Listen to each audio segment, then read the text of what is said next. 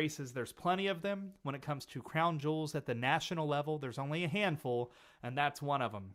Of course, I want to talk about auto auctions. I don't have it here on my show notes, but Rick Hendrick bought VIN number 1 of another new Corvette. If you've not had the opportunity to see his museum, he has VIN number 1, I think, of every Corvette, but it's dozens and dozens and dozens of Corvettes, and he bought another for right around $5 million, maybe even more. Unfortunately, I was tuned into Rolex, and that's why it's not in the show notes, because I don't have official notes.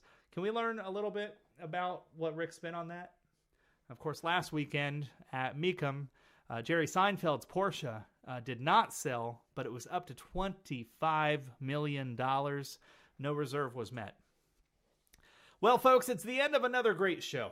Closing time is here. You know, Dan Wilson wrote a song about closing time when he was with the band Semisonic, and I always loved that song. I thought it was just something really special. And so when I got into podcasting about 12, 13 years ago, I would play it at the end of it, and it wasn't very long until I got hit with a copyright strike. So we don't have Dan Wilson anymore. We have, Sonny Cleveland, but that's okay.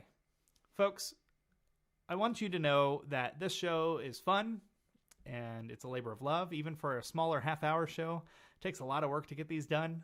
We're going to start having more guests. We're going to have some guests.